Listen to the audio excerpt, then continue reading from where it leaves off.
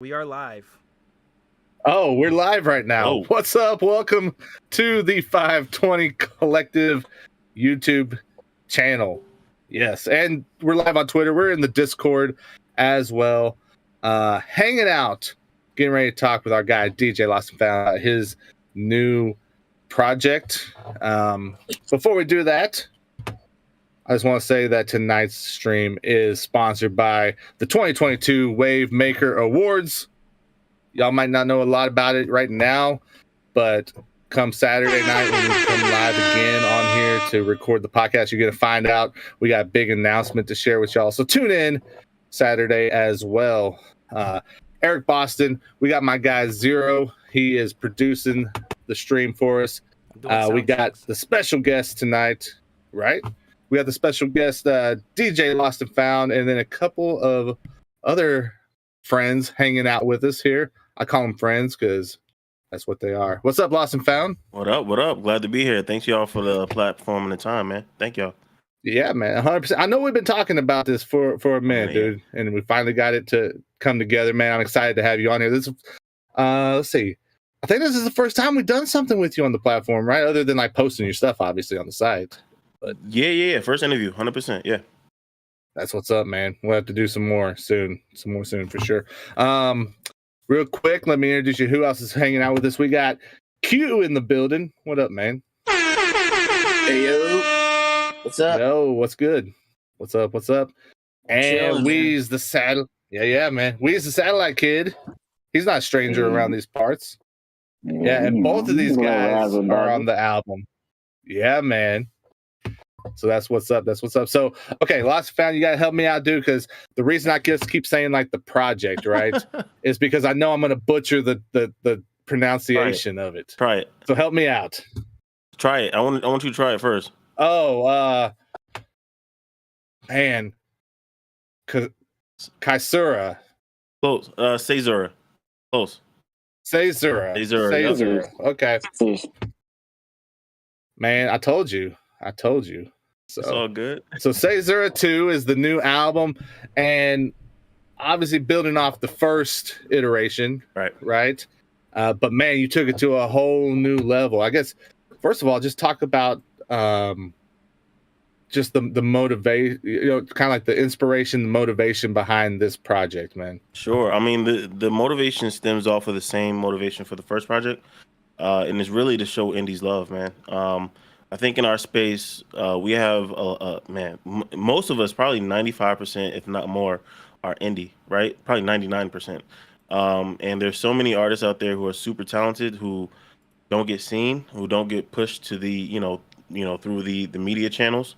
And there's only so many people that you can actually cover. So that's another aspect to it. But what I wanted to do, man, is I wanted to build a platform where I could truly help artists be seen, right, and break through, right? So I kind of put the onus on myself to build a platform, and financially and the time it takes to try to do that.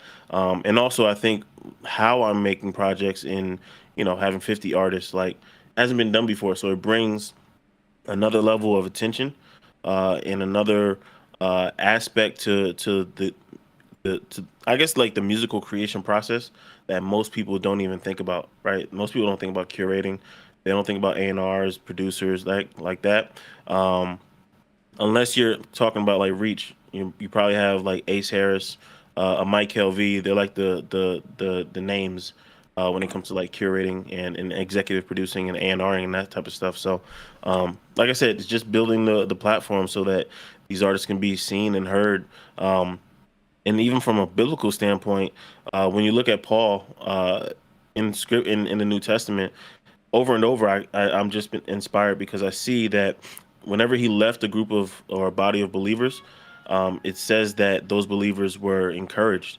So even once I leave this space or whenever that time is, whatever, I really want the artists to be encouraged, and I really want them to know that people are checking you out. We see you. And if I can, I'm bigging you up. Yeah, man, that's what's up. So, and dude, I know you mentioned a couple other things. I'm gonna tell you, man, for us, what you're doing, you're right up there with everybody else. A&R, whatever. All that stuff that you're talking about, dude. Like, you got to put Lost and Found. What you've been doing, man, is amazing. Thank you. Like, truly amazing. Like, so okay, was 50 artists always the goal when you started working on this album? Yeah. So I started working on this album right after the first drop. I had a couple songs that I hadn't finished that were actually, so the R&B that was on this album was actually supposed to be on the first, and I just didn't finish it. So I just put out the 8 tracks. So originally, the first album has 26. This album has 50. And the big thing is you can't deny 50, right? But 26, that's a little bit less than the Reach playlist. But 50 just hasn't been done before. And, not to boast or anything, but to try to do that at a high level, where it's consistently good throughout, and there aren't tracks where it's like falling off and like, skip, that's undeniable. So that was the big thing behind 50 is just, kind of a marketing ploy in one aspect. And then the other is like, yo, you can deny this if you want, but then you need to check your heart and see, is it hate that you have? You know what I mean? Like hating on it, or are you legitimately just, unaware of that type of thing? Yeah, man. So how did you, I guess, come up with the list of the artists that you wanted to try to get on this project? Like, what did that look like? I imagine that there was probably even more names involved at one point, right? Yeah. So there's no actual list per se. There was at one time. I'm lying. Actually, there was a list. But it really goes by fit for production, right? So depending on the production that I have, so my process is I start with production. I go out and get as many beats as possible that I think would fit the project.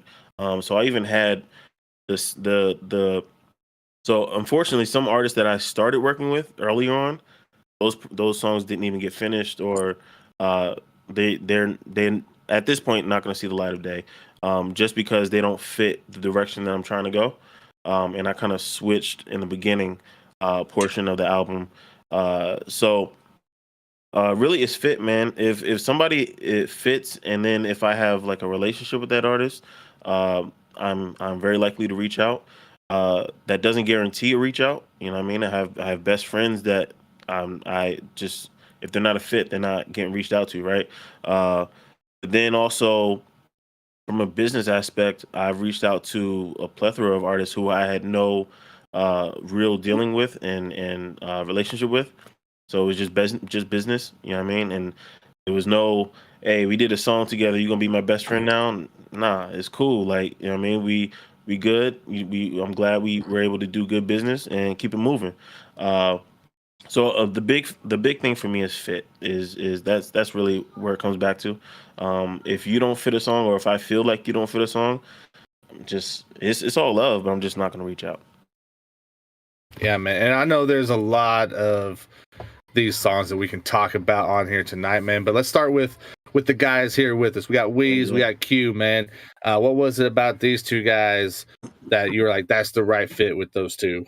Yeah, so I knew Q couldn't rap, so I was like, you know what? Nah, that's my guy. Q's not even looking at the camera, man. Yeah. No, you know what? Man. I heard Q on I think I heard him on a track with Cyrus Sonata, was it maybe? And he was spitting. That was like the first time that I actually heard him. I know I hit him up and DM, and I was like, and we kind of like had a relationship beforehand. But I hit him up and I was like, yo, you spit? So once I knew that, I was like, yo, I want to definitely get him on a track where he can just showcase that side of his talent. Where I feel like we probably in CHH are lesser aware, even though he's one of the top lyricists I think that we have. Like, to be honest, like this dude can actually really spit. And I would consider more rap in the future. I would just say that. But yeah, I think that he was definitely a fit. And then even with the direction for Count It Up, I hit him. I was like, yo, I don't know where I want to go with this track. I know I love the beat, and I know you could spit, and I just kind of like gave it to him. I was like, wherever you want to take it, we'll go from there. And he was actually the first artist to actually get on that track, and I fell in love with the verse so much that I just listened to it over and over. And from there, it was just a matter of getting the hook done. Went to DJ LC for that. And then my homie just called me DT. He was somebody who I really wanted on the project. He was on the first one as well. And so I reached out to him and just, we locked in and got it done. Yeah, man. So we're gonna come back and talk about Weez in just a second, but let me throw over to Q for just a moment because I know Q's kind of on a timeline here for us. Q, man, what was just this process of getting involved in the album like for you, man? It was pretty dope. It's an honor to even really in our little circle of friends, our crowd or whatever, whether it's TLS or otherwise, we got a lot of rappers, we got a lot of spitters, and a lot of them are a lot better than me, in my opinion. So it was an honor to actually get him to reach out to me, either based off of Cyrus's song or what have you. I know we linked because we had talked about hooks beforehand. Yeah. And remember, I did that one hook that we didn't even use, and this was like a year ago. That was supposed to be on the album, yeah. Yeah, and we ended up not even using it. And then when he had came back, I think that was after you heard the Cyrus song, and you were all like, "Yo, you can spit and stuff." And I was just all like, "Well, yeah, that's what I'm out here doing." But well, certainly. Certainly. But no, I was just honored to have a spot on the thing. And at the time, I didn't even know if I would make the album, to be honest with you, because he was all like, "Man, I get the process that you go through, DJ LostNFound, like the process." It was kind of like it's not a guarantee, like you were saying earlier. So I was just all like, okay, he said to go in. I went in, and a lot of people and really don't know. Like, I grew up on like boom bap, and I think that I don't do it a lot, so I don't think a lot of people know the background and everything. But I have experience there, and then singing in hardcore for a long time. But yeah, it was just fun, the process of doing it and doing that verse and finding out which artist was going to go where. And I thought that part was really cool. And DJ LC, man, he came in clutch, bro. Like, he came in clutch with that hook, and then mixing, mastering pretty much most of the album. So yeah. So did you know that LC and DT were going to be on the track? I did not. I found out that LC was going to be on the track when I found out that he was mixing the junk, because he was just so like, "Guess who just hit me up?" I was so like, "Oh." Yeah, I don't like to tell the artist who else is on the track unless like the verse is already laid down. You kind of have to send it that way. But I like for it to be a surprise. And they'll find out, once the song is like fully mixed, and I can present it to them. Then I like that method. Yeah. So Q, what was it like whenever you heard the song and you found out like everyone else involved with it, that whole thing? Oh, it was over, bro. I listened to that like probably, I want to say a good 60 times when I was driving around. Like, because LC had actually sent me the hook, so I still didn't know who was on the second verse. And I think LC let it spill that it was DT, because I had no idea who was going to be on the second verse. I thought it was going to be LC, spitting on the second verse. But yeah, man, it all came together super well. DT, his pen is insane, and I think he's underrated, and a lot of the references that he made, I feel like just went over the because I was listening, I was like, dude, I know that reference. You gotta be old to know that reference. I'm a little old. I know that reference. Yeah, man, dude, DT is a beast, man. Like, he got our Rookie of the Year award a couple years ago. So Definitely, man, definitely.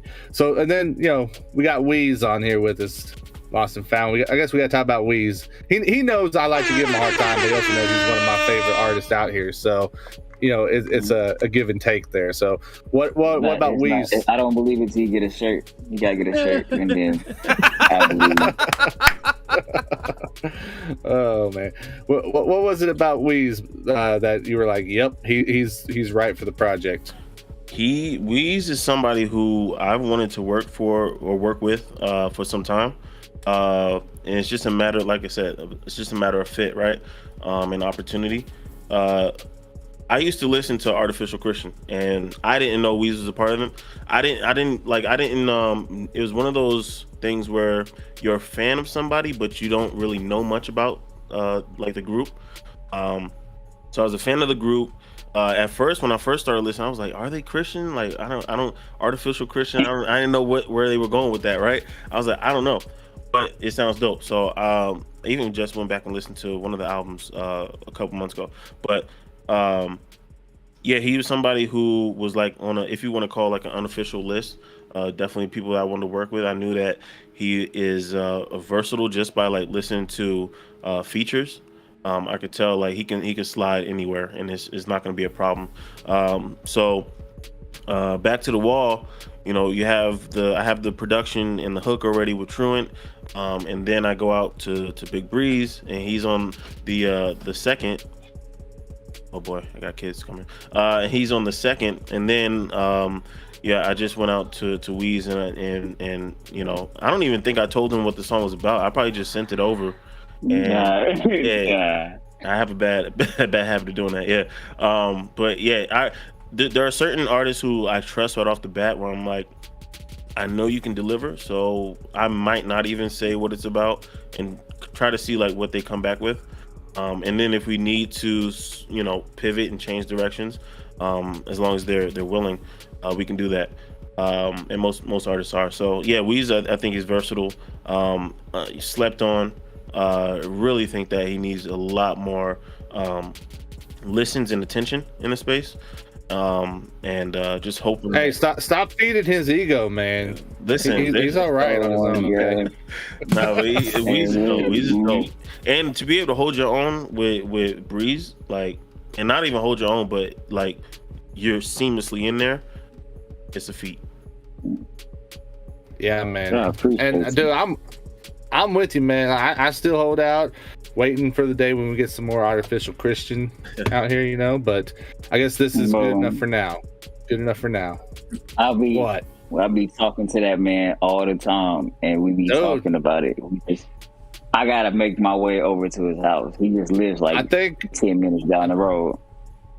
I think I need to put in a call to Warren, man, and see what's up. Yeah.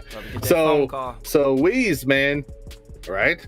Weez, talk to me. Kind of the same thing that I asked Q, man. Like, what was this process like? I mean, honestly, let's be, keep it 100 with me, because I'm surprised you even said yes, man. You're so in demand. You're so, you're kind of above the whole CHH world where you're at this point. Come on, man. Talk to me about that. Toby Nwigwe, Weez. Right, exactly. Oh my God. Weez has gone so far past it that like CHH is trying to reclaim him now. Oh man. Nah. So to backtrack, right?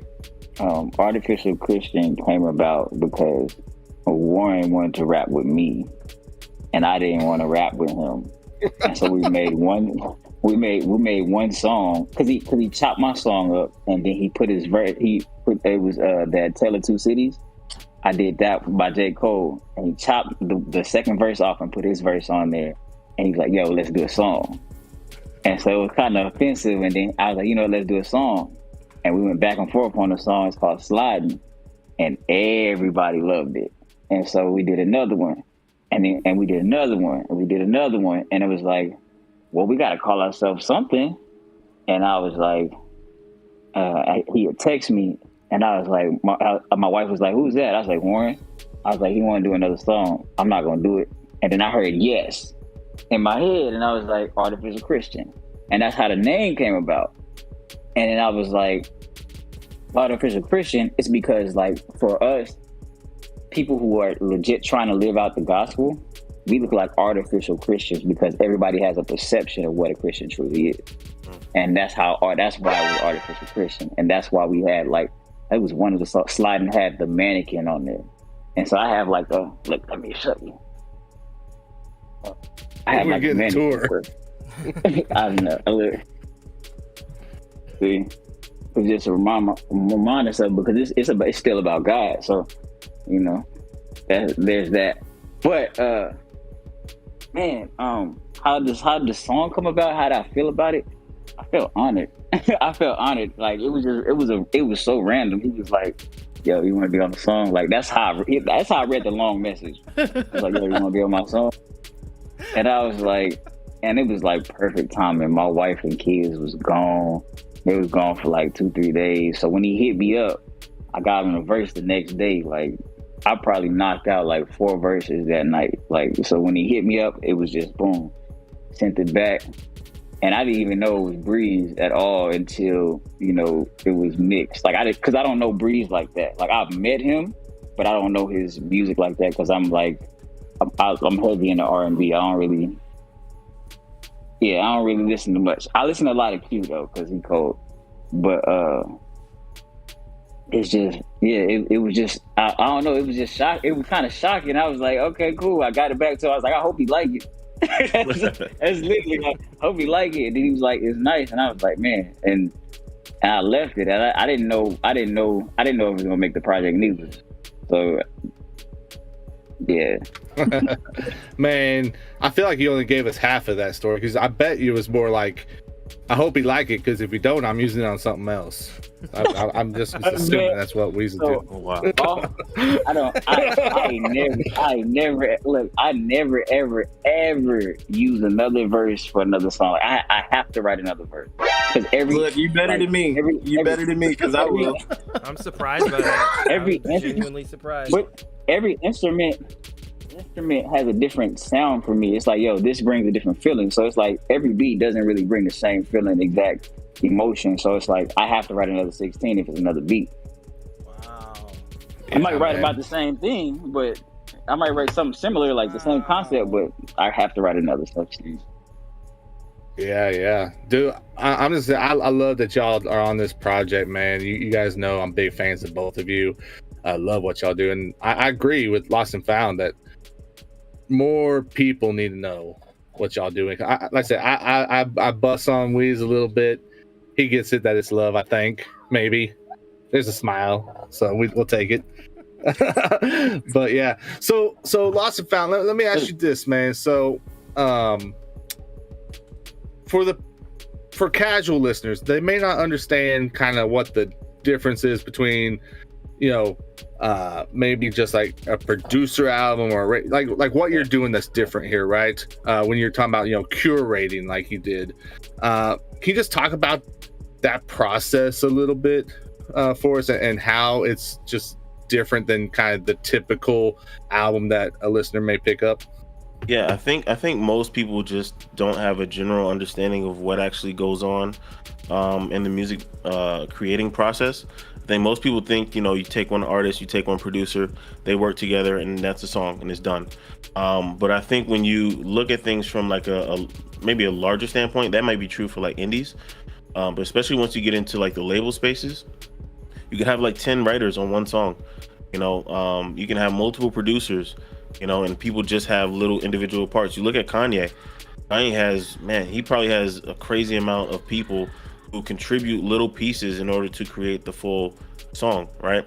So in the same way, in the same manner, I like to put it like Marvel, because most people like Marvel movies. So if you watch a Marvel movie, right, you have Kevin Feige at the top. He's the figurehead. He's the visionary, almost like a puppeteer in a sense of he knows exactly where he wants the story and just even one particular movie to go.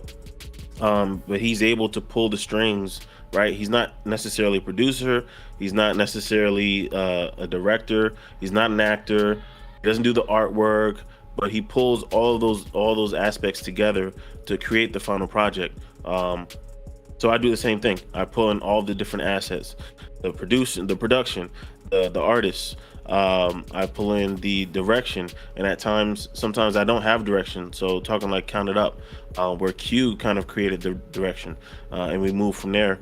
And then even out to, once the song is out, I'm doing the marketing, I'm doing the admin work, I'm doing the legal work. You know what I mean? I'm handling all those behind the scenes stuff that at a huge machine like a label, you have 10 plus people working on in different departments, and I'm doing all of that. For one, to kind of like take the load off of the artist. So really all they have to do is worry about delivering their performance. And once that's taken care of, I kind of like carry it from there, and see it through to the end. So yeah, that's probably like the easiest way I can explain it. That's a lot. Yeah. It is a lot. Yeah, man. I get burned out trying to promote a birthday party. Bro. Facts. So during the process, right? Like you're getting these verses and everything in, man. Like, take us into that headspace a little bit. Like as you're getting them and you're listening, and then the songs are starting to come together. Mm-hmm. Like, what was that like? I mean, I can only assume that at some point you kind of step back and was like, wow, like this is something special that's happening right now. You question yourself. I think just like any other artist, right? I might not be the performer, but you question yourself. You question if the artwork is, not the artwork, but if the art is good enough and is actually as good as people say. You can take your music before it's done and mix and mastered and take it to people. People can say that's dope, and I think that's usually the term that people use the most is, oh, that's dope. That don't tell me nothing. You know what I mean? That doesn't tell me if it needs a little bit of work. That tells me it's good enough, right? So the process, and there wasn't necessarily a point where I'm like, yo, this is like my masterpiece or anything like that. I actually started out really afraid.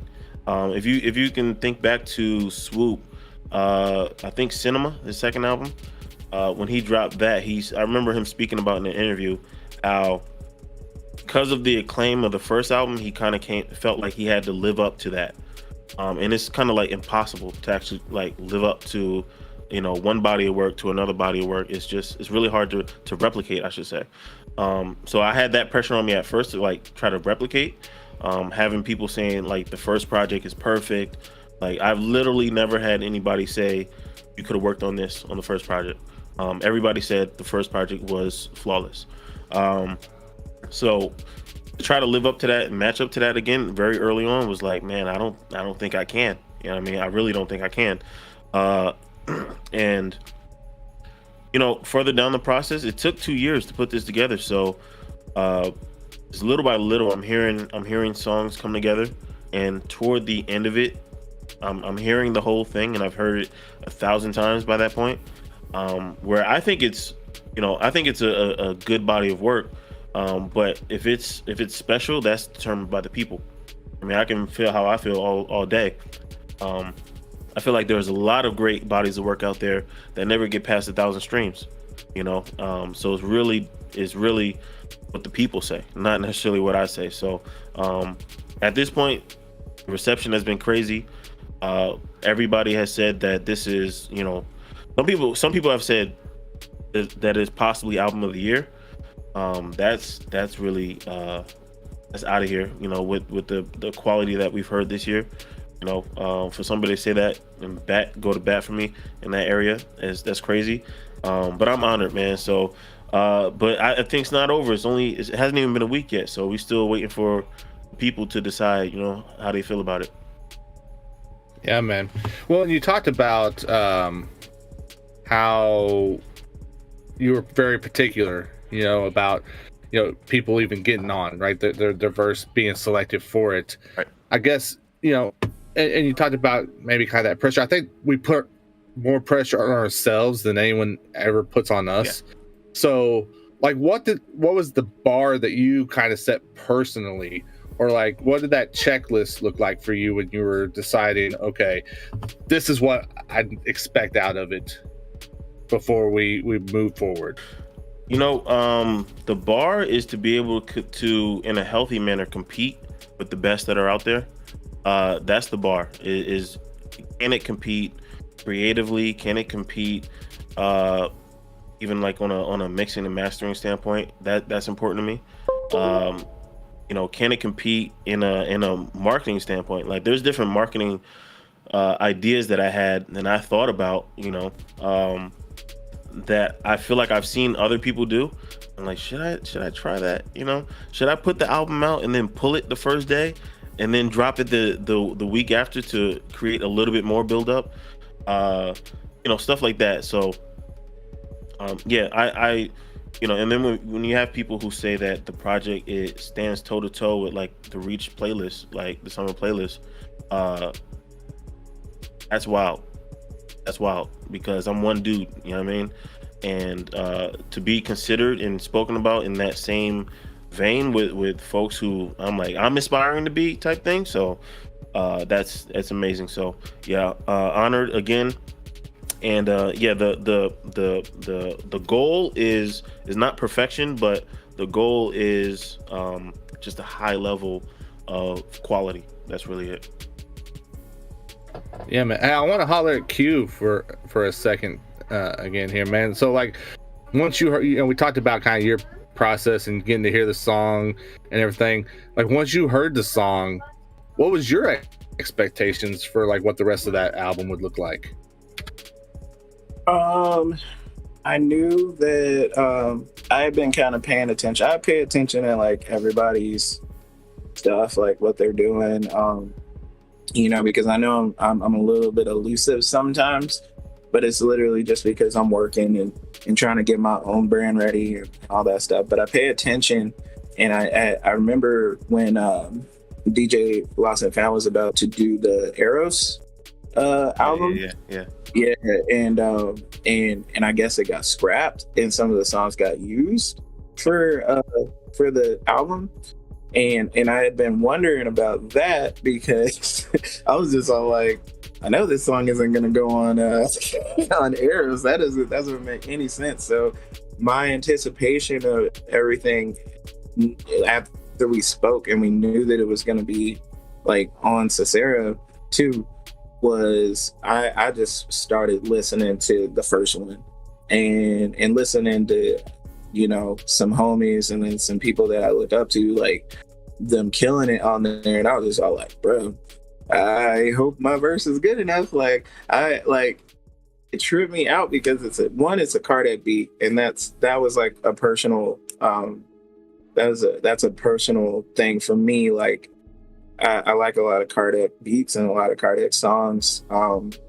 He's one of my favorite producers, so it's just like to be on that and possibly think, oh wow, did I write well enough for this?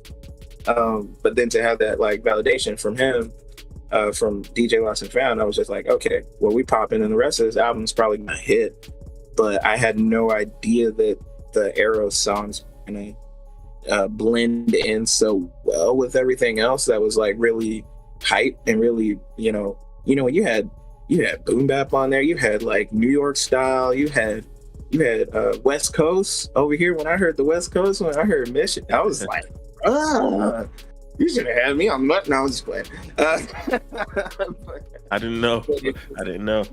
It came together so well, and I didn't have too much of an anticipation other than I knew it was going to be solid, just because of, like he was saying, like, yeah, a lot to kind of live up to with the first one. I was just like, dang, he's doing this again? Like, how's this going to work? So, like, he's probably going to scrap my verse and call Q-Flow or Swayze or somebody, so yeah, man, it was a lot of kind of nerves with me because I've never been a part of any, like, I just started really releasing music in CHH like last year. So for me, it was very much so like, wow, God, you did that quicker than I thought you would. Like, I didn't think I would make relationships with people so quick and be involved with everything as quickly as I did. So for me, it was a little bit nerve-wracking because I just didn't know if it was good enough. I just tried to write my butt off. That's basically it. Yeah, man. So, being that I do some design work, right? I mean, imagery and graphics and stuff always, they catch my eye and I pay attention to them. And that's one thing I definitely want to ask you about, because like the imagery around this project, it was done really well, right? And you can tell that there is purpose behind the image that you put out. Can you talk a little bit about what that kind of purpose was? Yeah, so I think we can go back to I had an 11-year period where I wasn't putting out music right before the first CAESURA, and during that time I kind of made like a mock-up of what I wanted like a cover to be for like this beat tape that I was going to come out with, because I started off as a producer, so I was going to come back with this beat tape called Hiatus, and I kind of like self-designed a cover.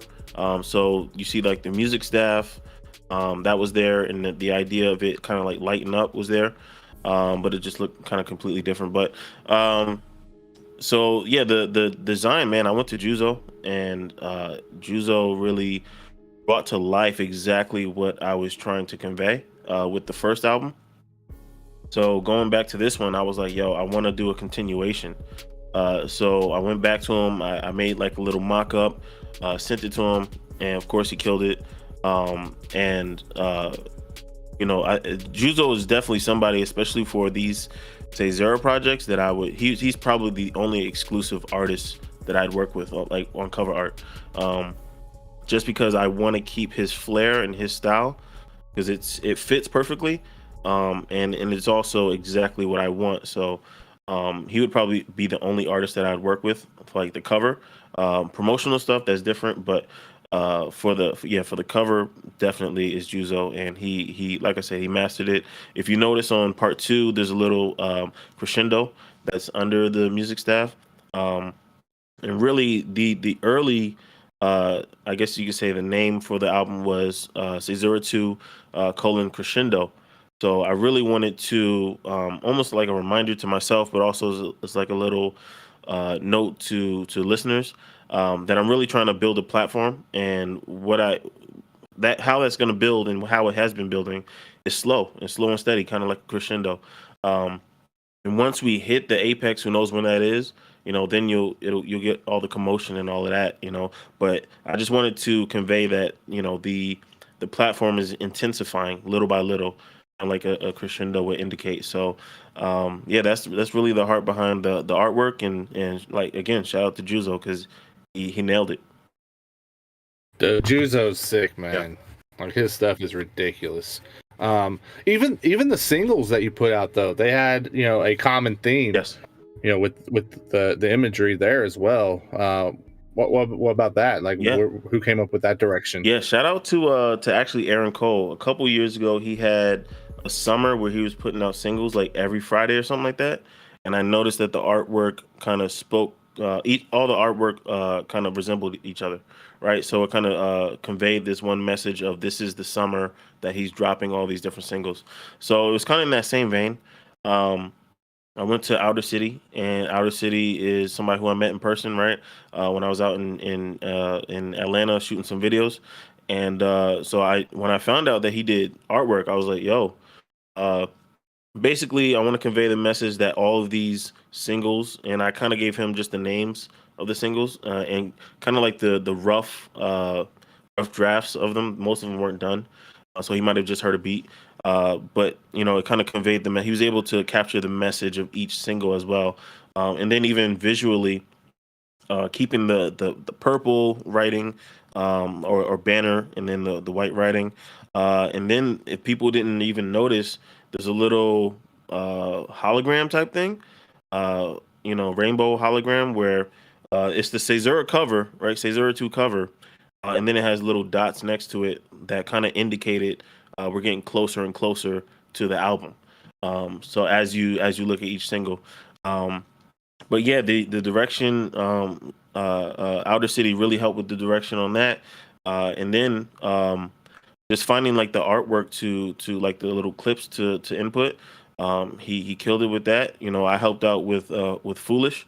I found that one just randomly, and I was like, "Yo, we got to use this. This conveys the exact emotion that I want to show for that song." So, yeah. So shout out to all the artwork. Yeah, man. And so speaking of Foolish, like I said, I mean, we could sit here and talk about every single song. Might not have time to talk about every single song, but I definitely want to ask you about Foolish, because whenever I talk to people about, you know, those singles that were dropped, man, I almost 99% of them go back to that Foolish track. Mhm. What was it about that song, man, that, you know, I guess just, you know, it just endeared itself to listeners, man? You know what I think it is? I think it's the hook, to be honest. The very first thing that I heard was that Stevie Rizzo hook. I got the production. Actually, I just moved to Texas. We went to Whataburger to eat, and I was sitting. I was on Facebook. I don't like Whataburger, but whatever. Shout out that I was on Facebook. There was a producer, Omido Beats. He put an ad up, and it popped up on my Facebook. I heard the first beat, and I was like, okay, that's dope. Let me check out what else he got. And I heard the beat for Foolish, and it was really a battle between that and another beat. I was like, let me just get this Foolish track, right? So I ended up reaching out right away. I already knew I wanted to work with Stevie Rizzo because he had been putting out a solid catalog of R&B music, right? So I was like, I want to work with this dude. Reached out to his peoples, and yo, Stevie sent me the hook back in like 2 hours, like fully recorded, done. And when I heard it, I'm like, yo, you can't mess this up. Like this is too easy. This is too easy. So, you know, since it's boom bap, went to Bats. Bats brings that energetic, youthful bliss, I guess you could say. And not only that, but then also he's just to see his growth. Like I remember him back on Ruslan, you know what I mean? And to see his growth throughout the years is crazy. I'm honored to be able to work with him. And I knew he was going to kill it. I knew he was going to kill it. But I also wanted to make sure that I think that listeners really got captivated, because I think when people hear boom bap, some people just tune out right away. And they're like, oh, I don't listen to this style of music. But when you have Bats and also his name just in the credits, people off the rip, they're like, okay, let me see what he did. You know what I mean? So they give it a little bit more credence. And then, you know, we had the hook and Bats. I was like, yo, I got to get a veteran on this to just kill it. And I happened to have been working with Bumps at the time on his EP as a independent A&R. And basically I went to him like, yo, you know, and I don't expect handouts. So I went to him with the business proposition. We got the business done. He sent me his verse probably in like half an hour or something like that. Like, that man's a killer. And you know, there was one of the songs that really came together pretty easily. Is also one of the first songs that was actually done. So probably the fourth song on the album that was actually done, aside from the R&B. So yeah, man, this is a really special one to me. It's one of my favorites, especially early on, because I listened to it a lot. It was probably done a year ago, probably. You know, it charted on BDS. Like that's wild, you know. So yeah, it's a special one. I think that it crosses over to where it's not just CHH, but it's something that can cross over into like the gospelish, you know, commercial era as well. Yeah, man. I saw that. Oh yeah, I bathe my kids. Peace, bro. Thank you, man. Peace. Say it, Weez, man. Yeah, man. So, okay, so you know, you said that was one of your favorites.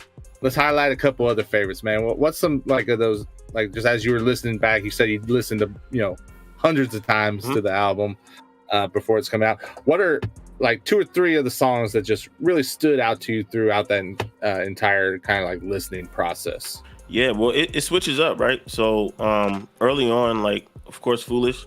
And also because once it's done and it's like mixed and mastered, and you just got the beauty of how it hits just the right way in your car and all that, and that kind of plays into like what is a favorite as well.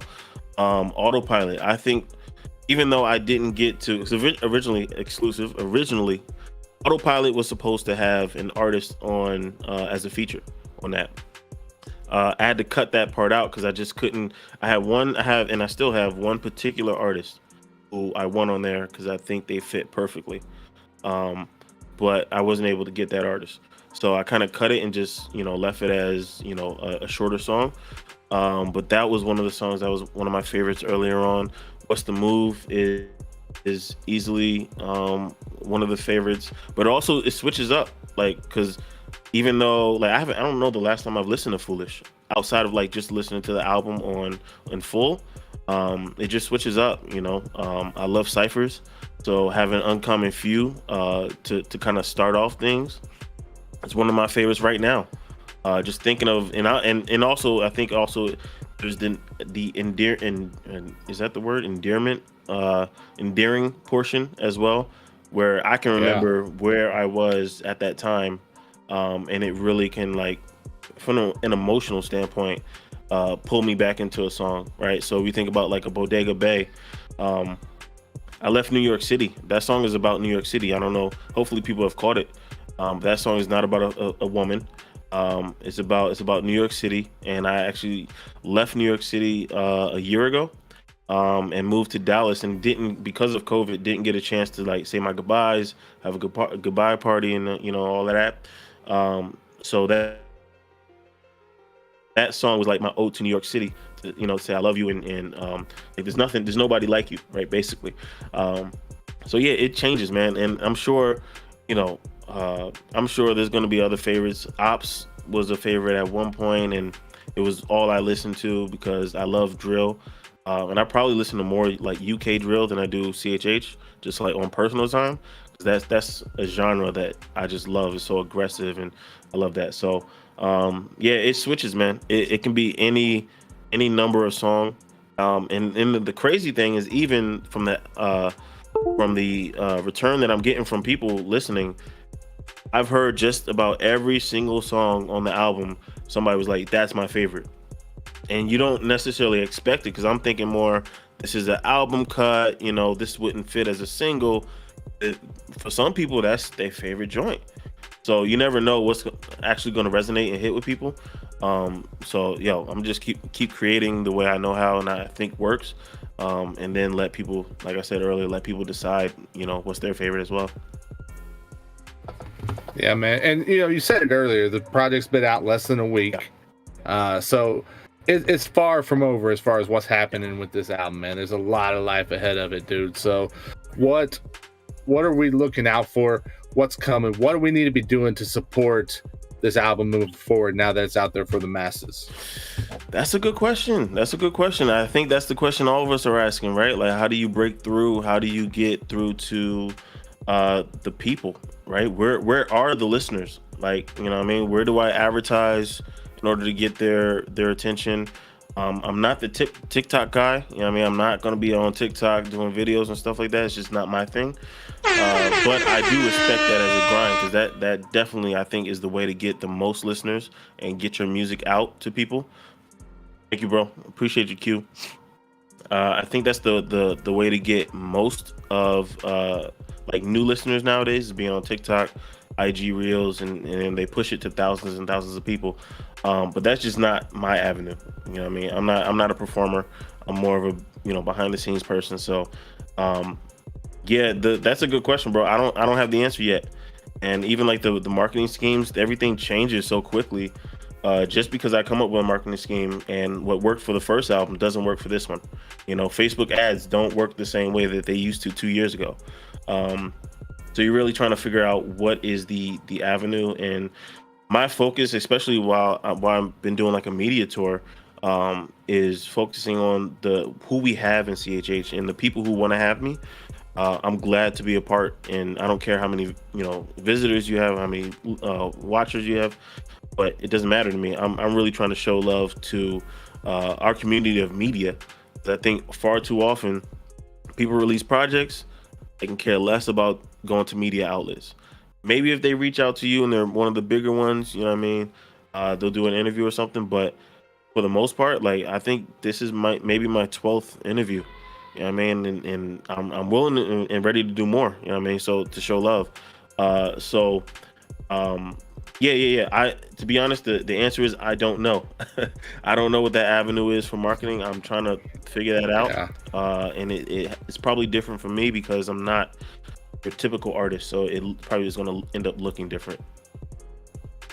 So then let me ask it to you in a different way then, man. Obviously, maybe we can't see where it's going, but if you're sitting here a year from now, right? And your picture in a year from now, just what does it look like? What's that picture look like for you? Like, where do you hope that this album has gone in the next 12 months?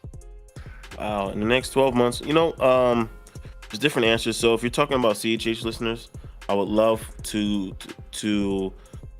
in some ways, to be a household type name, right? So where the media outlets are following you and posting about you, right? And shout out to the ones who have been following me, like you guys who have been posting, all the time, right? Every time a release comes out, you're posting. That's appreciated. But I think also, just having these places out here where they recognize it, but it's not really for me because I don't want the spotlight. But I kind of like have to do that in order to effectively push the music. I have to be the face. So it would be nice to, I guess, have a recognized platform. But you never know. 3 years ago, I didn't know I'd be doing this album, so I have no idea where God's gonna take it. There are some doors that are opening up, especially even just yesterday.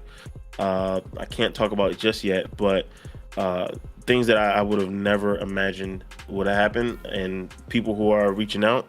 I have no idea where it's going, but I leave it in God's hand, and I believe that as long as I continue to serve without expecting anything in return, I think he's gonna, take very good care. And just listening to my mom's, I just talked to her yesterday. She was like, "Stay humble, stay humble," and it could be difficult, right? You get big-headed or even want to retaliate when people come at you and stuff like that, and show hate to the project.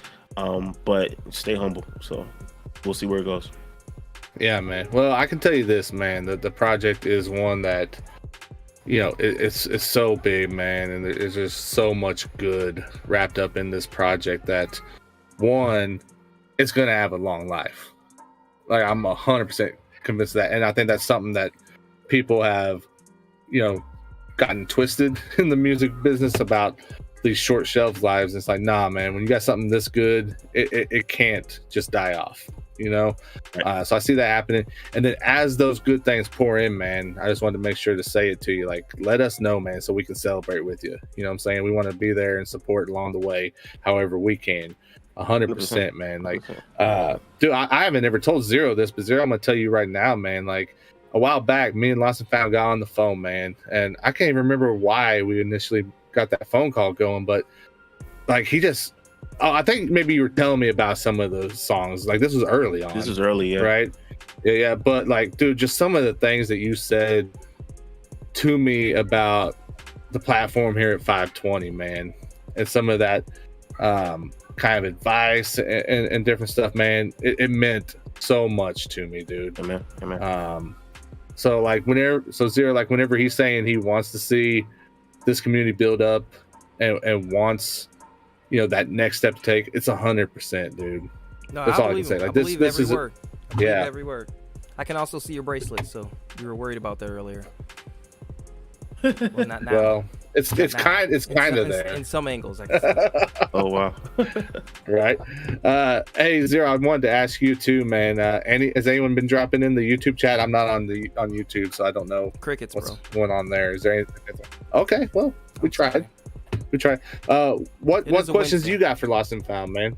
Yeah, it is. What questions do you got, man? Like, hearing this. I don't think we asked what your favorite song on the album is, and you can't say all of them. They're my baby. Like, you gotta have the one. I have to choose one.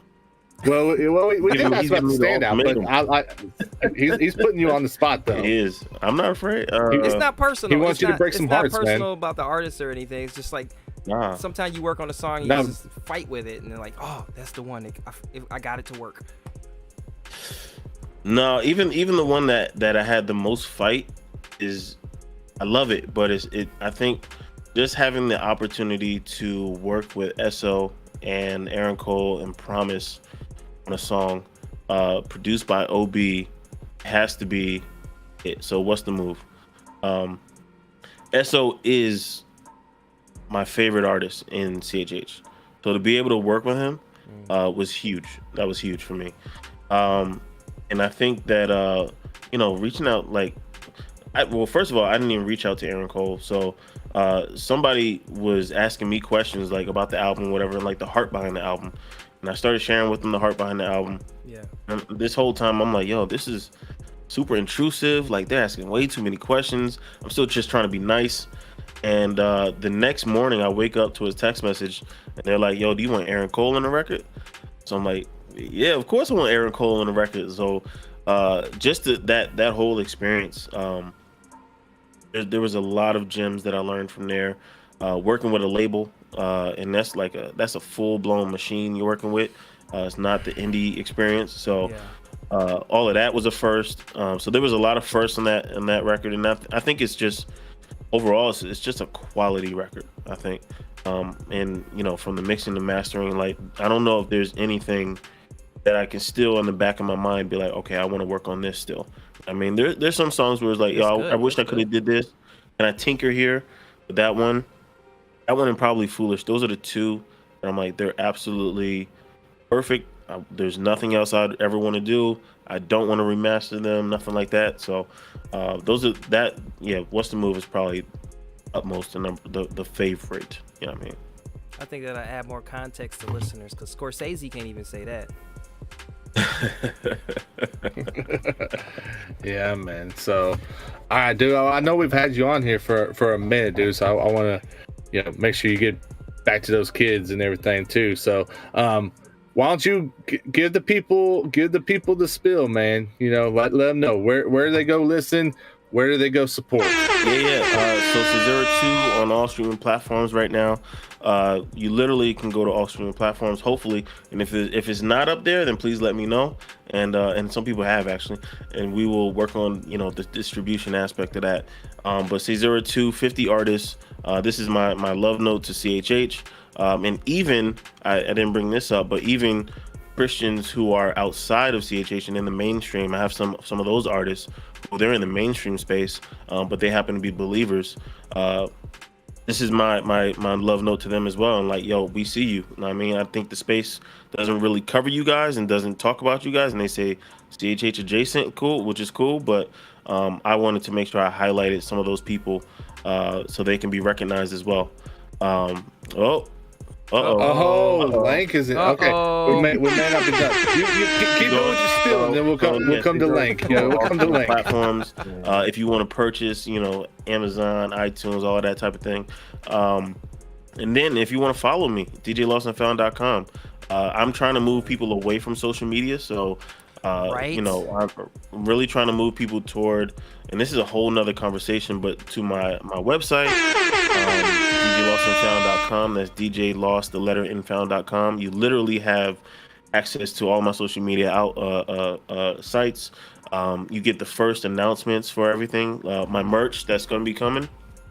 It's going to be on there first. There it is. Nice. It's really that hub for everything. And then just a side note, of course, about the ownership, man. We got to own our own platforms. Even though, because it's getting worse, right? Yes. Tate just got kicked off. The president got kicked off, and if Google wants you going, they can kick you off too. So even your website ain't safe, we have a larger conversation to speak about. Yo, I seen a dude post on Twitter. Dude.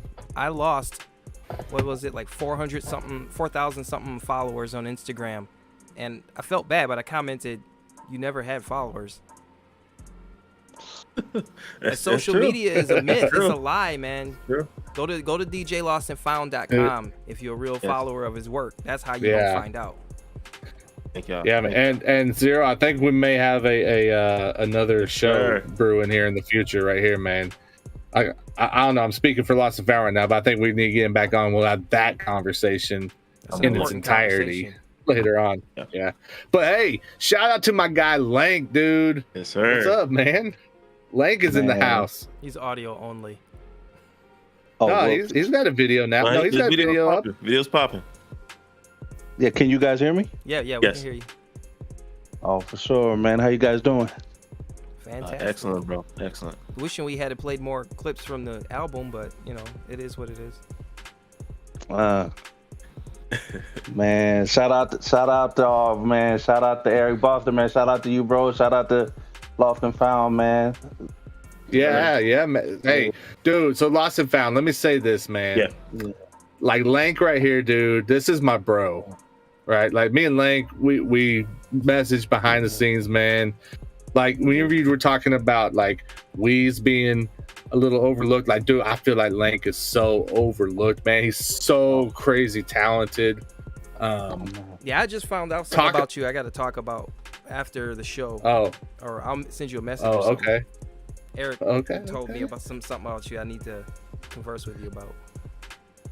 But let me throw this out to you. Like, what got your attention about Lank to get him on the album?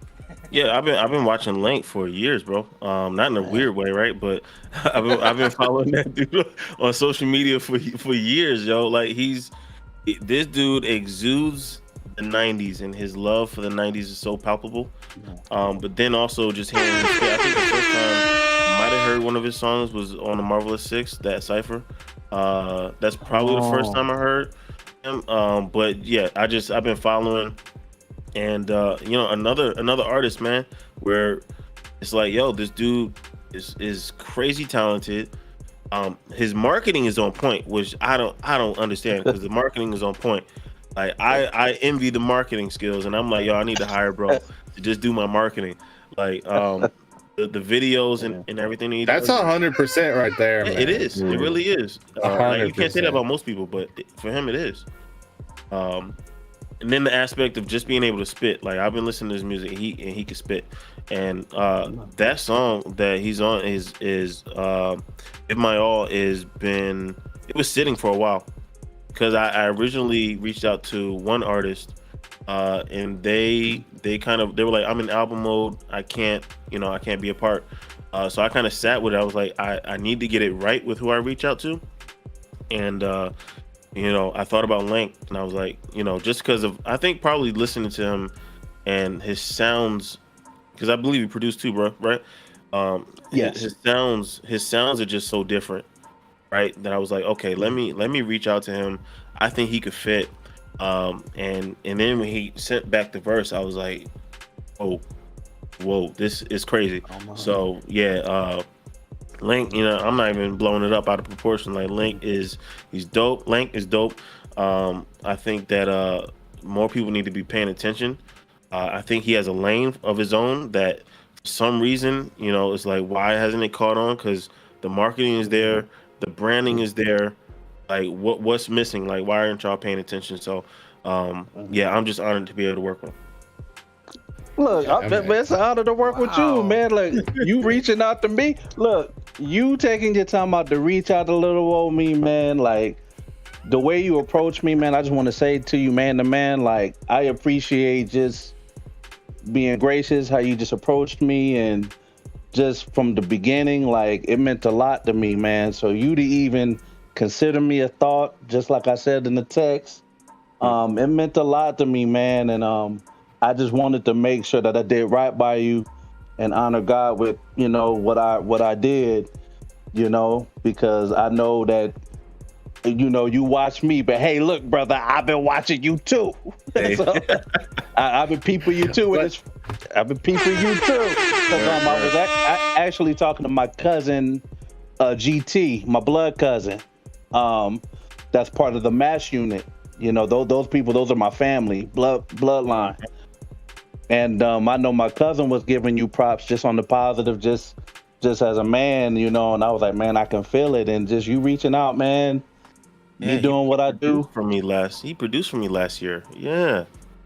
Was it on your previous project? No, it was just a single. If we're talking about the same GT, he produced for me and I believe he's on the Mash Unit. Yeah.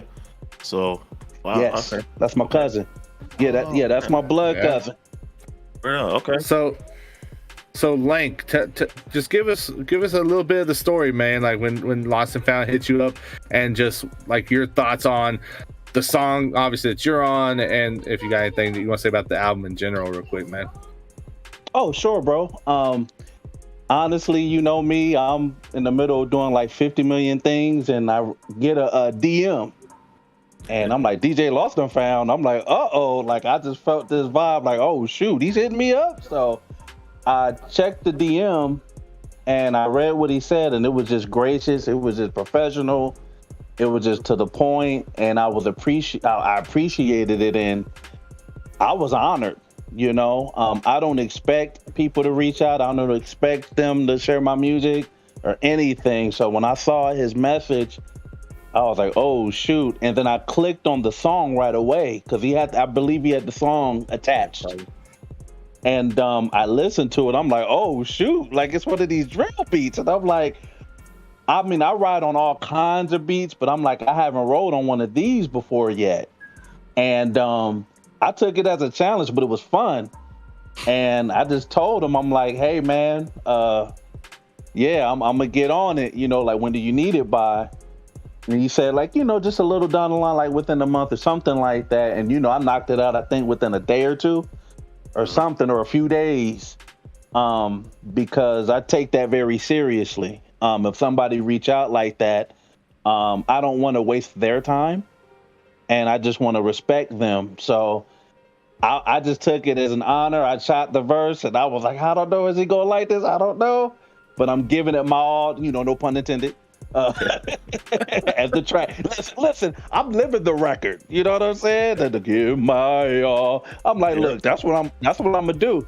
So I shot him the verse. I'm nervous. I'm like, man, hopefully it's cool. You know. Then he hit me back like, hey, this is it. Or the backtrack. I remember he gave me the concept, and it was about being content. And the crazy thing was, that's exactly what I thought about as soon as I heard the first verse. I was like, yeah, I hear contentment. Like, that was the first thing I heard about being content. And so when he said that to me, I was like, confirmation. And so, yeah, I was like, man, I don't want to waste my guy's time. Prayed, did it on to God, and just shot it to him. And he responded like, hey, this is dope. And I was just like thankful. So after that, it was just that. And then I just went along my day, and next thing you know, I'm seeing advertisements. I'm seeing him pop up everywhere. I'm like, this is serious business. So, because I've been in situations where people would hit me for this or that, and they disappear, and nothing would happen. And I was hopeful. I'm like, yeah, it's going to happen. So I'm already working on like 4 albums. So I was just thankful for the opportunity. Heard the track, the quality, it fit right. It was awesome. The whole album is ridiculous. So once again, that was just my story on how I came on it. If he just reached out, thankful for it, delivered, thankful that it was a great fit, because I wanted to compliment the song. Because I always enter a song as a team player. I don't want to enter it as, oh, I'm trying to outdo people or nothing like that. That's not on mine. I'm like, what can I add? What can I bring to the table? And that's what I did. I studied the verse, prayed, and then I just delivered, you know. And then next thing you know, I'm seeing this dude everywhere. Like, this dude on daggone every advertisement. I'm watching Netflix. DJ LostNFound 02. I'm like, man, I'm trying to enjoy this movie. This is popping around with the strands, with the jean jacket, just looking professional.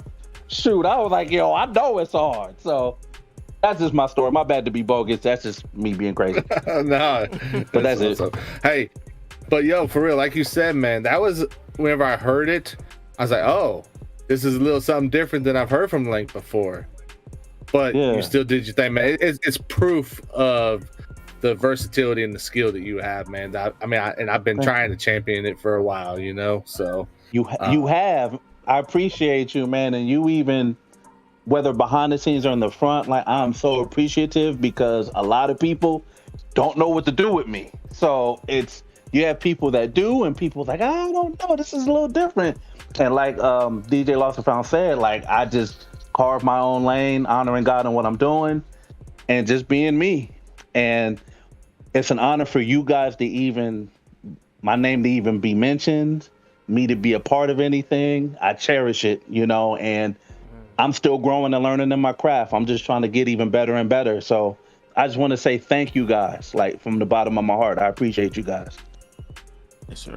Yeah, man, for sure. So Lost and Found, man, shout out to you for, just what you've done with this album, man. We're big on the indie artists here at 520. That's what this platform was built on, and it's just special seeing you bring this indie community together, man. So Yeah, man. we love it. And then like we said, man, we're gonna get you back on soon, and we're gonna have that other conversation. Yeah, we need to as well. It's developing. Yeah, we need to. We'll do it, man. We'll do it. I'll get on the calendar because we do have the podcast. And just a reminder to everyone, we're recording the podcast Saturday night, YouTube, Twitter. So make sure you tune in. It's gonna be better for than that. the last podcast. Well, my part probably won't be, but it'll be fine. No. So.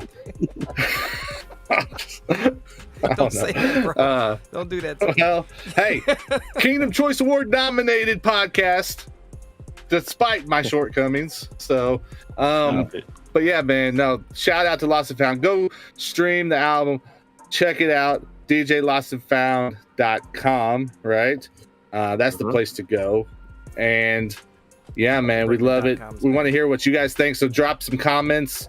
If you're on YouTube, drop the comments in the comment section. Go to 520collective.com. We got a post up about the album right now as well. You can leave comments there. We want to hear your thoughts. Jump in the Discord, talk to us, all that good stuff. But yeah, Lost and Found. Any last words? Listen, $1 million to the first person who goes on to the website and buys the merch. All right, I'm lying, but I will pray for you. I was almost there.